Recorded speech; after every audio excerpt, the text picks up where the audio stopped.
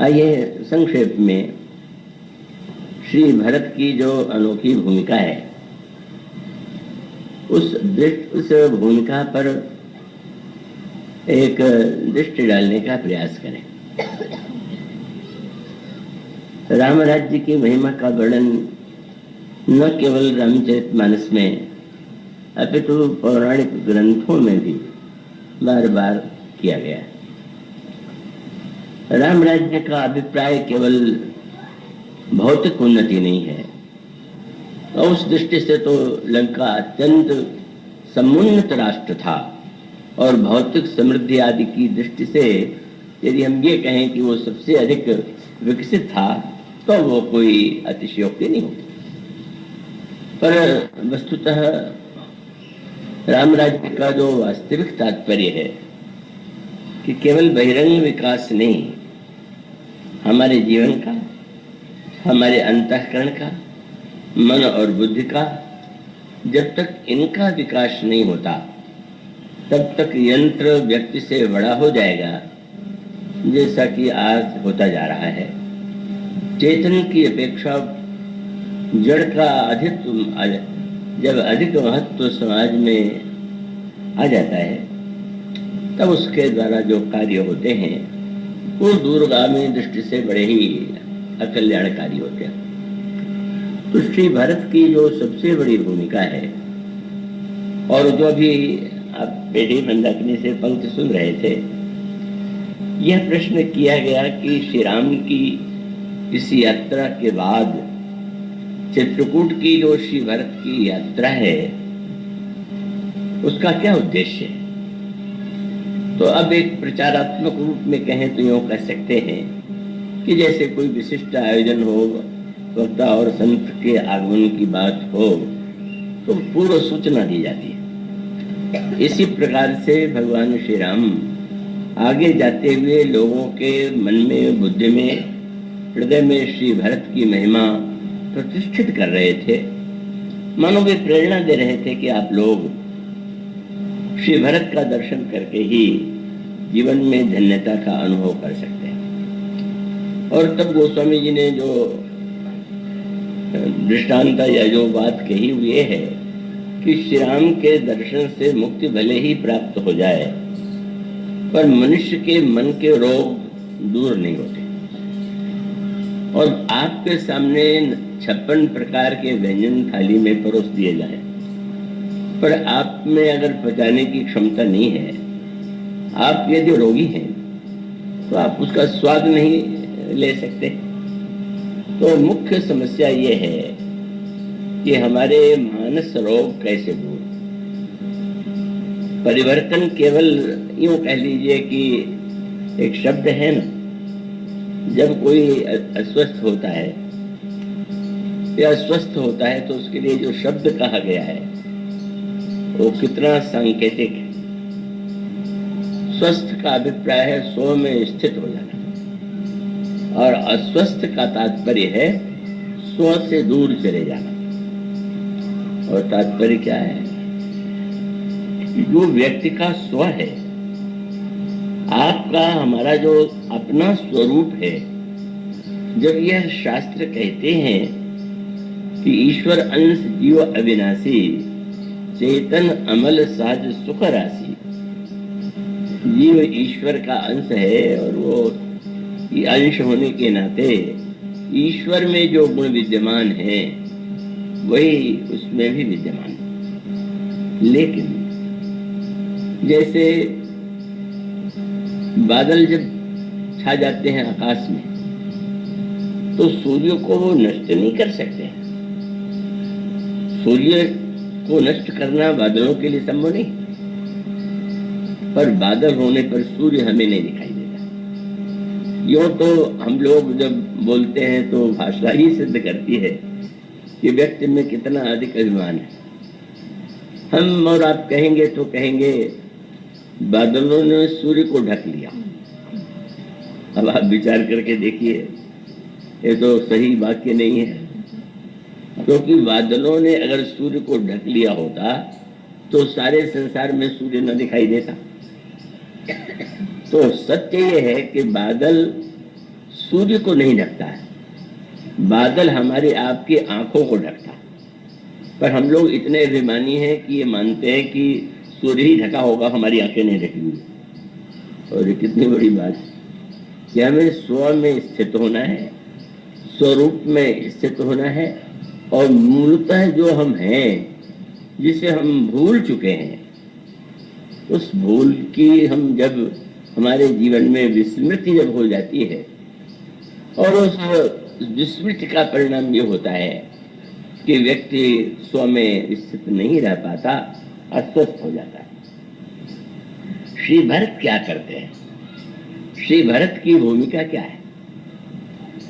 कि जिस समय भगवान श्री राम वन की ओर प्रस्थान करते हैं, तो उनके दर्शन से जितने ग्रामवासी हैं, स्त्री पुरुष वनवासी और मुनि, सब अपने आप को बड़ा धन्य अनुभव करते हैं। लेकिन उस पंक्ति पर आपका ध्यान अवश्य गया होगा कि जब त्रिवेणी प्रयाग में महर्षि भरद्वाज ने प्रभु श्री रामभद्र का दर्शन किया, उनके साथ जनक नंदिनी सीता और लक्ष्मण जी हैं, तो इतने प्रसन्न हुए, इतने आनंदित हुए कि उन्होंने कहा कि मैं ऐसा अनुभव करता हूं कि जीवन में जितनी तपस्या किया, जितनी साधना मैंने किया, उसका परिणाम आपका दर्शन है। इस वाक्य को सुन करके प्रभु के होठों पर एक मंद मंद हंसी आई, और उस हंसी का अभिप्राय ये था कि आपको जो यह प्रतीत होता है वो आपकी एक भावना है, मेरे प्रति प्रीति है, तो आप ये कह सकते हैं कि मेरा दर्शन पा करके आपने साधना का फल पा लिया। एक वृक्ष है, वृक्ष में जब फल आने लगता है तो लगाने वाले को कितनी प्रसन्नता होती है। तो महर्षि भरद्वाज ने ये कहा कि इतने दिनों तक साधना और तपस्या का जो वृक्ष मैंने लगाया, आपके दर्शन के रूप में उसका फल प्राप्त हो गया। प्रभु मौन रहे, पर बाद में जब महर्षि भरद्वाज के आश्रम में श्री भरत आए, तो श्री भरत का दर्शन होने के बाद, श्री भरत तो विनम्रता की मूर्ति है, अभिमान का उनमें लेश नहीं है। वे तो महर्षि भरद्वाज के सामने लज्जा और संकोच से बैठे हुए हैं, सिर झुकाए। उस समय महर्षि भरद्वाज ने कहा कि भरत, तुम्हारे आने से पहले श्री रामभद्र से एक वाक्य मैंने कहा था, और कहने के साथ साथ उनसे मैंने एक वस्तु मांगी थी, लेकिन मेरी बात सुनकर के वे मुस्कुराए, और जो मैंने उनसे मांगा वो उन्होंने नहीं दिया। और मांगा यही था भरद्वाज जी ने कि अब करी कृपा देव बर एहु, निज पद सरसिज सहज सनेहु। आपके चरणों में सहज प्रेम हो, यह वरदान दीजिए। तो प्रभु तो इतने प्रसिद्ध उदार हैं, और एक महापुरुष ने ये कहा कि आप यह दीजिए, पर प्रभु जो थे वो मौन रह गए। तो एक तो मैं थोड़ा संशोधन परिवर्तन करना चाहता हूँ, और मैं यह समझ गया कि प्रभु ने मेरे मांगने पर भी वह वस्तु जो नहीं दिया, उसका उद्देश्य दूसरा था। तो उन्होंने एक उसमें वाक्य जोड़ा, तो मैं आज भी कहता हूँ कि सब साधन कर सुफल सुहावा, लखन राम सिय दर्शन पावा। इसमें इस धारणा में मुझे आज भी कोई परिवर्तन करने की आवश्यकता नहीं है कि जितनी भी साधना की थी उसका फल जो था श्री रामभद्र, जनक नंदिनी सीता और लक्ष्मण का दर्शन था। पर भरत, आज यह कहे बिना मैं नहीं रहूंगा कि सब साधन कर सुफल सुहावा, लखन राम सिय दर्शन पावा, लेकिन तेही फल कर फल दरस तुम्हारा।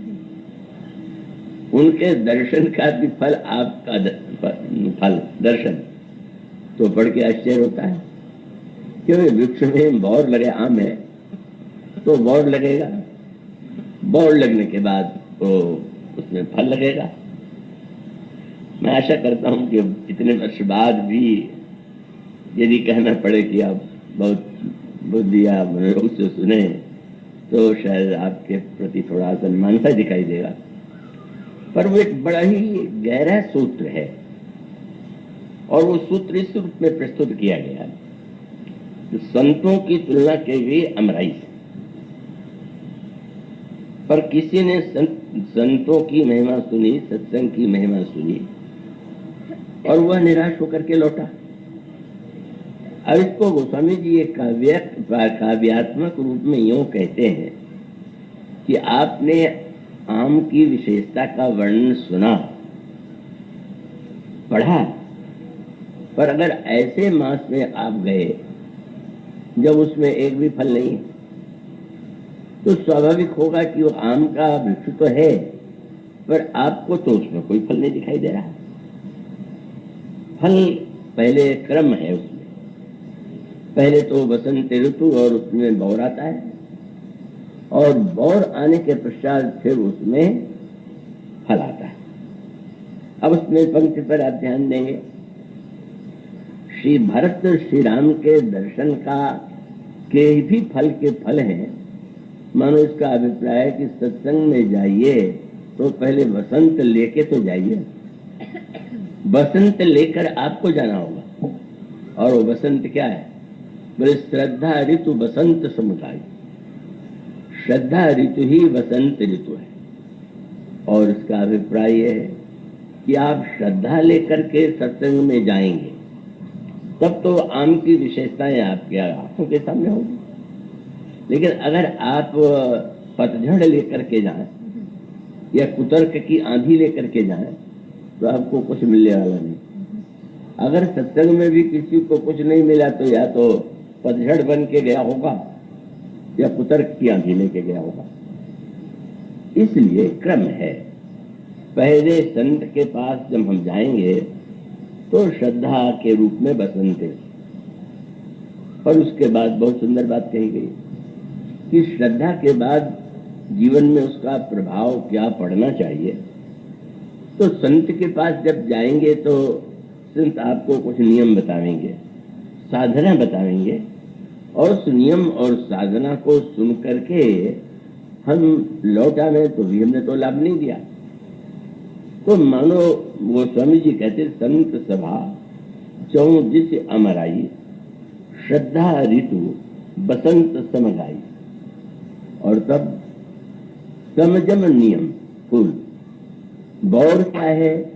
संतों के द्वारा बताई गई जो साधना है, जब उसे करते हैं तो मानो श्रद्धा के द्वारा जब हम संत के बताए हुए का उसके द्वारा नियम जो दिए गए उसको पाल लें तो मानो वहां पर आपको बौर का अनुभव होगा। तो क्रम है, पहले श्रद्धा और उसके बाद जो सत्कर्म है उनकी साधना। और इस साधना का परिणाम क्या होगा कि बौर में धीरे धीरे पहले फल नहीं दिखाई देता, उसके बाद छोटा फल और धीरे धीरे फल बड़ा हो जाता है। तो साधना का अंतिम फल क्या होगा? तो वहां पर क्रम है, समजम नियम फूल और फल ज्ञान। सत्कर्म आप करते हैं पर यंत्र की तरह यदि करते हो और उसमें विवेक न हो, ज्ञान न हो, तो आपका सत्कर्म जो है व्यर्थ तो नहीं जाएगा पर अधूरा रहेगा। और इसलिए श्रद्धा सत्कर्म या साधना और श्रद्धा सत्कर्म की साधना के बाद जो फल आता है उसी का नाम ज्ञान है। श्रद्धा संत सभा चौदिस्य अमराई, श्रद्धा ऋतु बसंत समझाई गाई, और तब समझम नियम फूल फल ज्ञान। तो वृक्ष में फल आ गया तो ठीक है, आपने वृक्ष लगाया, फल मिल गया, पर भी कुछ मिलना बाकी है क्या? और मिलना बाकी यही है कि पूरा आम तो हो गया पर उसमें खटास है, मिठास नहीं है, तो ऐसी स्थिति में अचार अचार के उपयोग में तो आ सकता है चटपटापन लाने के लिए, पर तृप्ति का अनुभव तो तब होगा कि जब उसमें रस आ जाए। मानो आम का पक जाना ही उस ज्ञान के फल का भी फल क्या है, तो ज्ञान का ये साधना का बौर, और साधना के बौर के बाद ज्ञान का फल, और उस ज्ञान के फल में जब प्रेम की मिठास आवे तो समझ लीजिए अब ये आम पक रखा। इसका अभिप्राय ये है कि अगर हमारे अंतःकरण में क्रमशः धीरे धीरे और ज्ञान के बाद भी बड़ा भय, ज्ञान के बाद एक बहुत बड़ा भय कि ज्ञानाभिमान आ जाए, मैं बहुत बड़ा ज्ञानी, तो मानो यूं कह लीजिए कि जैसे कभी कभी आम जब उसके बहुत फल दिखाई देते हैं तो आंधी भी आ जाती, कोई रोग भी आ जाता है। तो आम अगर पक जाए तो यही मानो हरि पद रति रस वेद बखाना। शास्त्रों ने कहा कि भगवान के चरणों में यदि रति हो जाए, ये मानो रस। श्री राम कौन है? बोले ज्ञान अखंड एक सीता पर, अखंड ज्ञान ही है श्री राम। और भरत जी कौन है? कब भरत ही कहीं सराही सराही राम प्रेम मूर्ति तन्वाई। मानो समस्त पुण्य का फल है ज्ञान रूप राम को पाना, और ज्ञान में राम के फल का भी दिव्य आनंद है भरत के रूप में प्रेम रस की अनुभूति। और उसका सही सही तात्पर्य ये है कि जीवन में जो परिवर्तन होता है वो केवल बुद्धिमत्ता से नहीं होता, उसके लिए मनुष्य के जीवन में स्वस्थ होने की चेष्टा, और उसके साथ बड़ी सरल सी बात, आप और हम जब संसार के प्रति हमारा प्रेम होता है तो क्या आप कभी उसके लिए पूछते हैं क्या कि मेरा पत्नी से प्रेम कैसे हो, बेटे से प्रेम कैसे हो, या क्या आप कभी पूछेंगे कि हमारे संबंधी की याद कैसे आवे? नहीं नहीं, वो तो आपको इतनी अधिक याद आती है कि उससे किसी प्रयत्न की आवश्यकता नहीं। और इसका अभिप्राय बुद्धिपूर्वक जो कार्य किया जाता है उसको बार बार सावधान होकर के करना पड़ता है, पर जब वो हृदय से जुड़ जाए, इसी को महर्षि भरद्वाज ने कहा। और एक एक शब्द से रामचरितमानस बड़ा विलक्षण अद्भुत ग्रंथ है। दुर्भाग्य यही है कि उसकी गहराइयों पर दृष्टि डालने का की परंपरा ही समाप्त होती जा रही है, और उसके अंतरंग तत्व पर दृष्टि डालना लोग भूलते जा रहे हैं। मनोरंजन की उनकी उपलब्धि है। तो मानव सूत्र यह है, इसका अभिप्राय यह है कि आप प्रत्यक्ष देखते हैं कि जिन वस्तुओं से आपके हृदय का जुड़ाव है आप उनकी याद करते हैं, उनको भूल नहीं पाते। और जब बुद्धि से कोई बात आप मान लें तो चेष्टा कर सकते हैं, पर वो बुद्धि से जो माना गया सत्य होता है वो सहज नहीं बन पाता। इसलिए महर्षि भरद्वाज ने जो शब्द प्रभु से कहा था कि आप अपने चरणों में प्रेम लीजिए, लेकिन उसके साथ एक शब्द और जुड़ा हुआ, इतने दिनों तक आप साधन करते रहे तो अभी बाकी है क्या?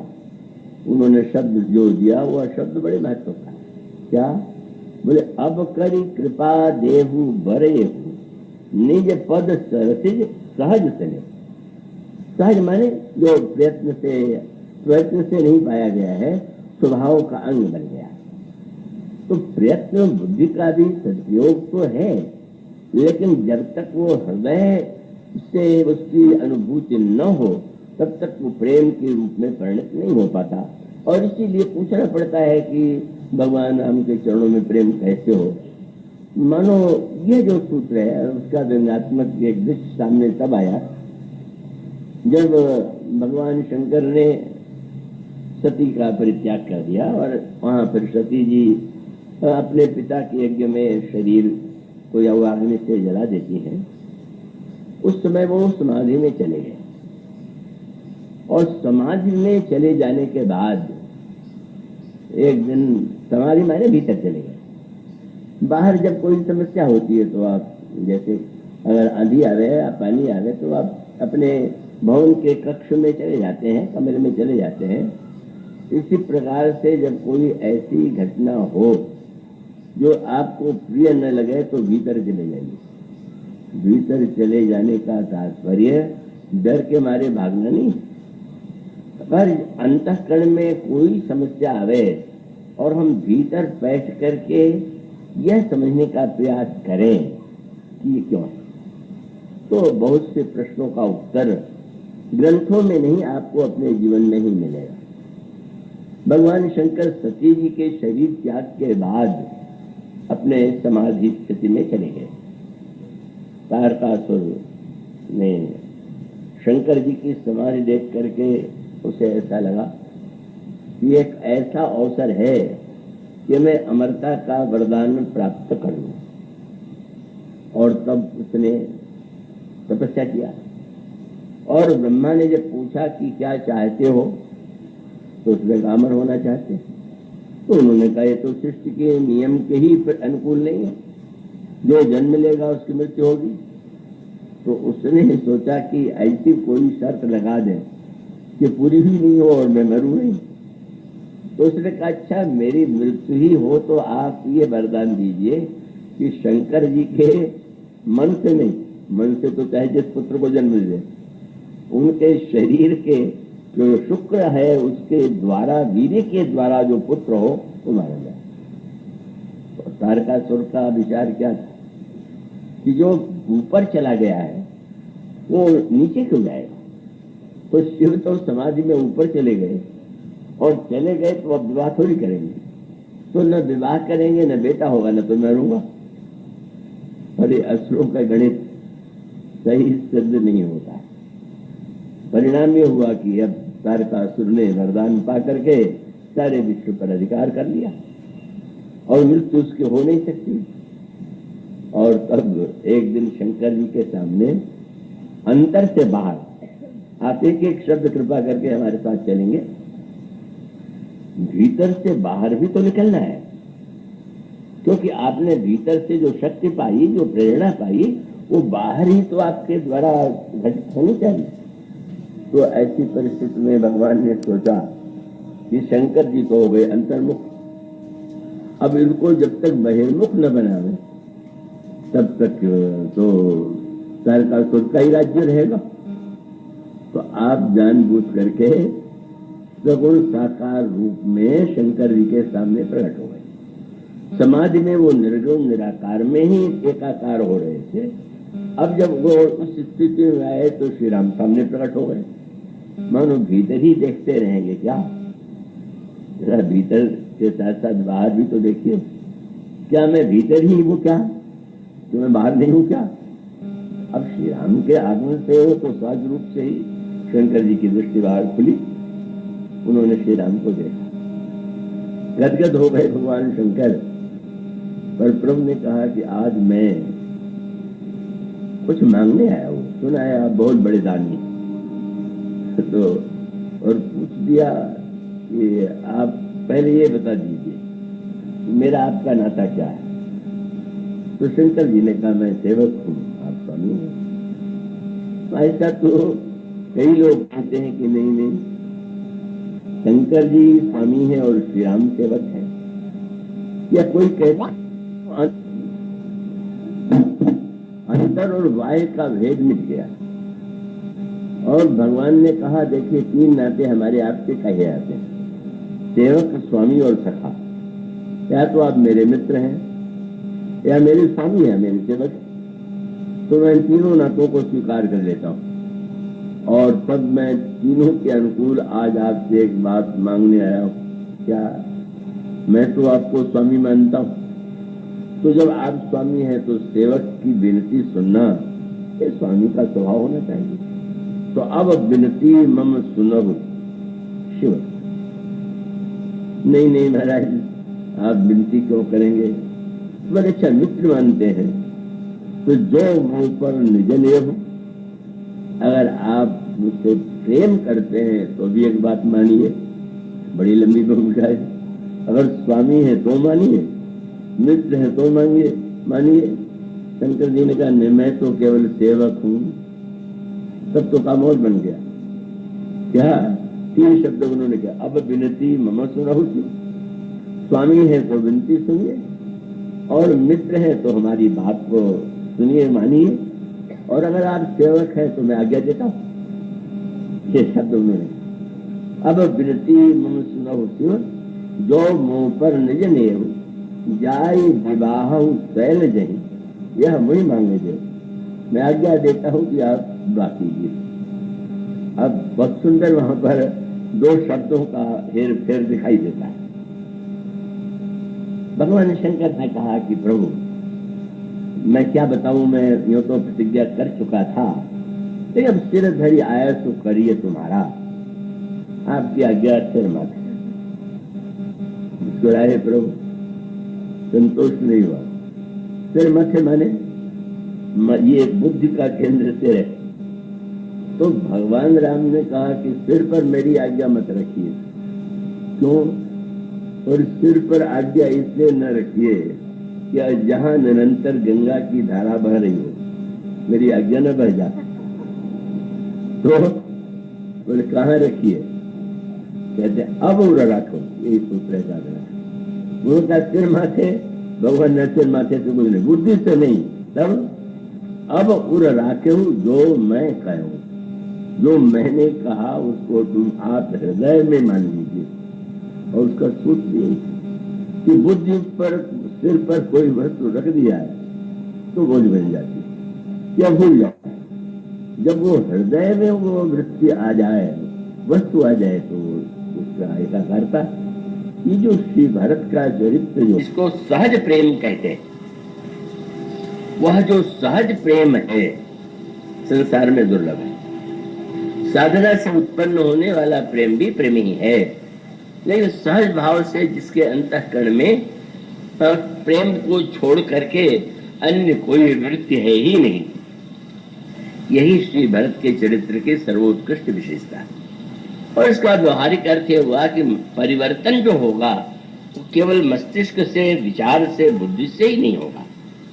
उसके साथ साथ जब तक वो परिवर्तन मेरे हृदय में न हो, आपके हृदय में न हो, और वो परिवर्तन होता है प्रेम के द्वारा। किसी से संसार में भी किसी का प्रेम हो जाता है तो उसको निरंतर याद आती रहती। तो इसका अभिप्राय यह है कि ये जो प्रेम की सहज वृत्ति है, यही सही अर्थों में प्रेम का सर्वोत्कृष्ट रूप है। और तब श्री भरत की विशेषता क्या है? श्री भरत की इस यात्रा में गोस्वामी जी जो सूत्र देते हैं वो ध्यान देने योग्य है। और वो ये है कि कुछ व्यक्ति ऐसे होते हैं कि जिनका चरित्र जो है साधकों के लिए उपयोगी होता है, और कुछ महापुरुष ऐसे होते हैं कि जिनका चरित्र सिद्ध जनों की दृष्टि में वंदनीय है। तो ये जो अंतर है, श्री भरत जी की विलक्षणता क्या है का उसका अभिप्राय ये है, और रामायण में यही संकेत किया गया कि जब भरत यात्रा करते हैं तो उनको देखने के लिए जो समूह प्रयागराज में एकत्र हुआ, उसमें ब्रह्मचारी भी थे, गृहस्थ भी थे, बाणप्रस्थी और सन्यासी भी थे। और गोस्वामी जी ने कहा कि जब श्री भरत का उन्होंने दर्शन किया इन चारों प्रकार के व्यक्तियों ने, तो बैखानस बट गृही उदासी, सभी लोग परम प्रसन्न हो गए। प्रसन्न हो गए का तात्पर्य क्या? ब्रह्मचारी का जो आदर्श है वो गृहस्थ का आदर्श नहीं हो सकता, गृहस्थ का जो आदर्श है वो सन्यासी का आदर्श नहीं हो सकता। हम जिनके चरणों में वर्षों रहने का सौभाग्य प्राप्त कर चुके हैं, ब्रह्मलीन स्वामी शिवजी बाबा जी महाराज महान सिद्ध के रूप में उनकी बड़ी ख्याति थी, और स्वाभाविक रूप से भक्त उनके प्रति बड़े श्रद्धालु थे। एक सज्जन के यहाँ घर में जब विवाह का अवसर आया तो उन्होंने बाबा को भी निमंत्रण दिया। ठीक है, आशीर्वाद है, पर नहीं महाराज, आप आशीर्वाद दें इतने से नहीं, आप स्वयं पधारिए। क्यों?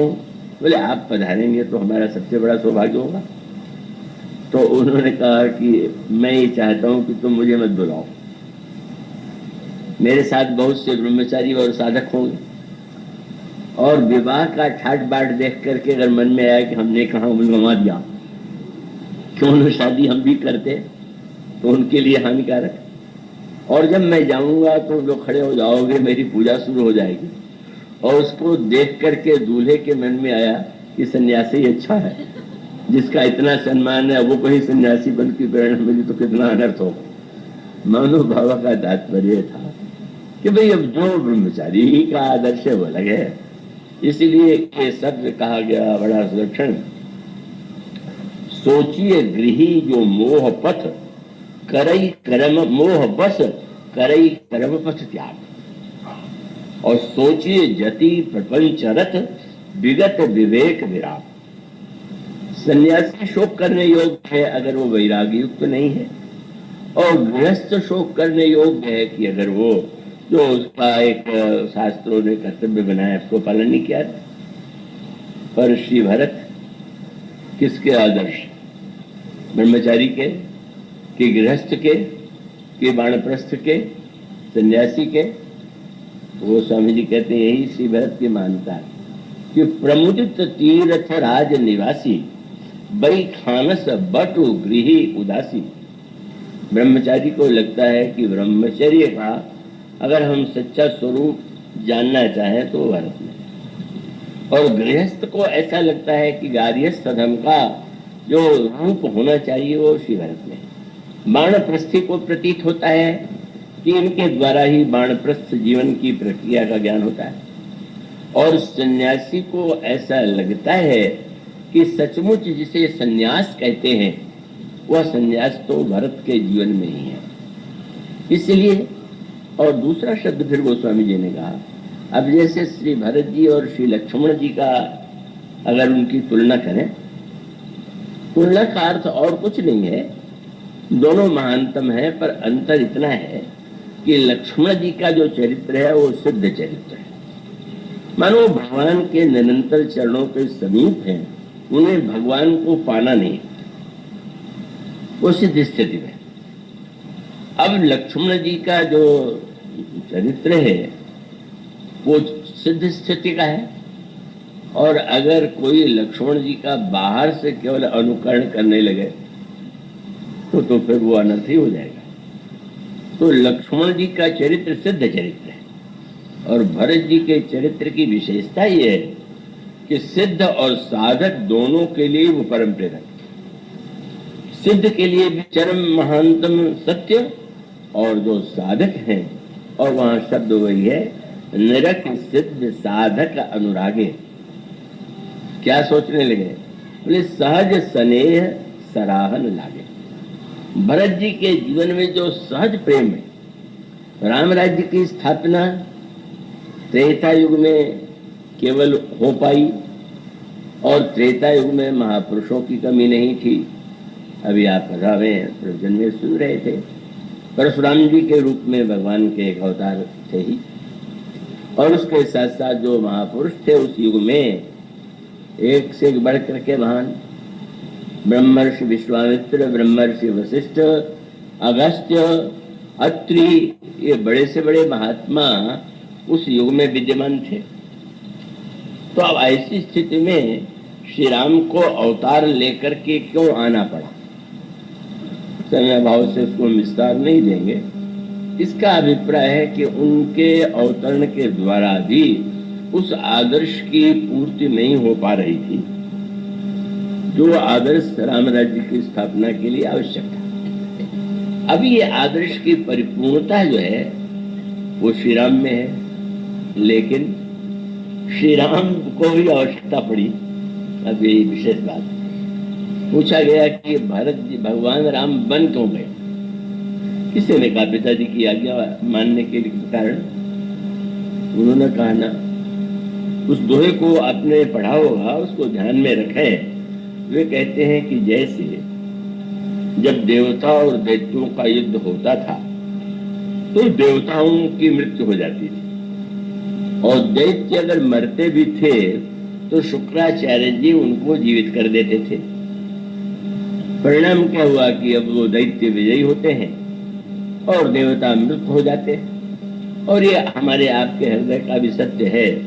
अच्छे विचार यदि देवताओं के समान मान लें और बुरे विचारों को दैत्य के समान मान लें तो आप बहुधा अनुभव करते होंगे कि अच्छे और बुरे विचारों की लड़ाई में बुरे विचार जीत जाते हैं, और जो विचार हम अच्छे करते हैं वो हम जीवन में उतार नहीं पाते। क्या किया जाए? तो फिर प्रार्थना किया, समुद्र मंथन हुआ, अमृत निकला और उस अमृत को पीकर देवता अमर हुए। अब गोस्वामी जी इसको एक आध्यात्मिक रूप देते हैं। उनका जो ये तो सब देवताओं को जो अमृत चाहिए था ये गलत है, पर वो समस्या साधकों के सामने भी थी, और साधकों के सामने जो समस्या थी वही हमारे अच्छे और बुरे विचारों में अच्छे विचार क्यों बार बार जीवित हो जाते हैं, बुरे विचार क्यों जीवित होते रहते हैं, और तब अमृत की आवश्यकता हुई। तो स्वामी जी ने कहा भगवान राम पिताजी की आज्ञा का पालन करने के लिए गए, वो तो एक बहाना था। सत्य की रक्षा के लिए गए, वो भी एक बात उसके साथ हो गई, लेकिन वस्तुतः भगवान को लगा कि समुद्र मंथन करके अमृत की आवश्यकता है। अब हम गोस्वामी जी की विलक्षणता देखिए कि समुद्र को मथने वाले देवता और दैत्य हैं, पर गोस्वामी इस दोहे में कहते हैं कि वो अमृत जो सद्गुणों को अमर बना सकता है वो अमृत है प्रेम। तो मानो प्रेमामृत को प्रकट करने के लिए ही 14 वर्ष के गमन की मथानी बना करके पर उन्हें मथा भरत को के मंथन के बाद उसमें प्रेम के रूप में अमृत प्रकट हुआ। दोहा पढ़ चुके होंगे, प्रेम अमीय मंदर विरह भरत पयोध गंभीर। प्रेम अमीय मंदर विरह भरत पयोध गंभीर। लेकिन अगला शब्द बहुत समझने योग्य है, क्या? मथ प्रकट हो। वहां तो देवता और दैत्यों ने मिलकर के मंथन किया था, पर भरत समुद्र का मंथन किसने किया? दोहे में एक ऐसी बात कही गई जो नियम के विरुद्ध है, और वो शब्द है प्रेम अमीय मंदर विरह भरत पयोज गंभीर मथि प्रगटे सुर साध हुई कृपा सिंधु रघुवीर। दो समुद्र हैं, प्रेम समुद्र और कृपा समुद्र। भगवान राम कृपा समुद्र हैं और भगवान राम और भरत प्रेम समुद्र है। तो भगवान श्री राम ने वियोग का बहाना बना करके क्यों ऐसा किया?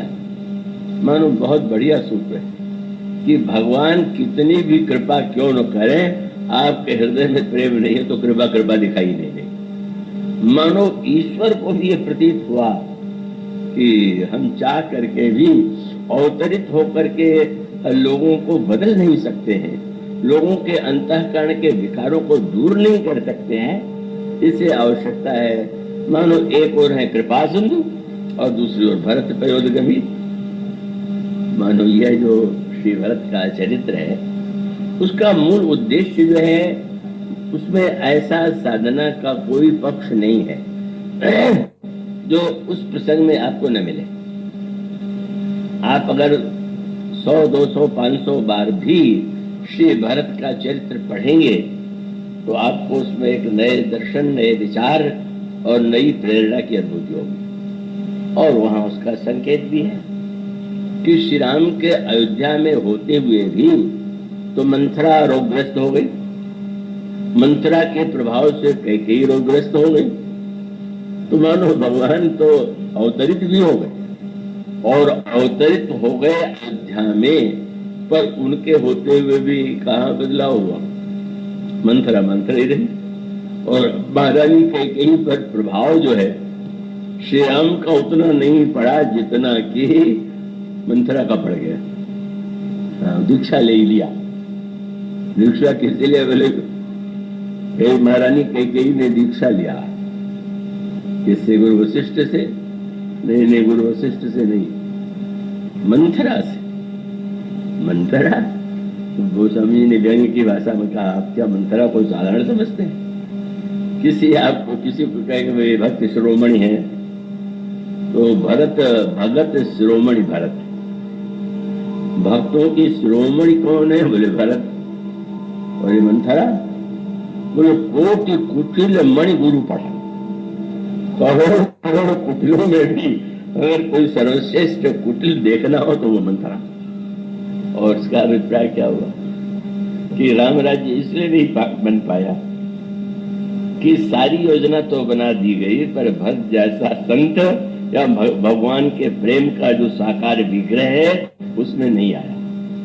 क्यों नहीं आया, क्यों नहीं बुलाया गया, वो एक अलग प्रश्न है। उसका उत्तर देना थोड़े से समय संभव नहीं। मानो परिवर्तन श्री राम के द्वारा नहीं हो पाया, पर वह परिवर्तन अगर इसे उस परिवर्तन में देखें, और परिवर्तन का वो मूल स्वरूप न भूलिएगा कि सत्य तो यह है कि परिवर्तन की आवश्यकता ही नहीं है। आप जैसे हैं मूलतः अपने आप को उस रूप में जान लेंगे तो आप स्वरूप में और स्वस्थ होंगे। तो मानो श्री राम की यह बड़ी यात्रा, उसका एक महान आदर्श, वो राम राज्य की स्थापना का स्वरूप तो वहां पर दृष्टिगोचर होता है, पर श्री भरत की यह जो यात्रा है, और यही जो यूं कर सकते हैं कि सबसे अधिक अगर किसी को महत्व देना चाहिए श्री राम राज्य का, तो महत्व श्री भरत को है। और इसलिए पूरे ग्रंथ को आप यूं विचार करके अगर पढ़ें और सुने कि गोस्वामी जी कहते हैं कि आप भरत जी के प्रेम के इस प्रसंग को बार बार सुनिए और नियम पूर्वक सुनिए, आदर पूर्वक सुनिए। और तब बोले भरत चरित करि नेम, तुलसी जे सादर सुनहि, सिय राम पद प्रेम, अवश्य हो ही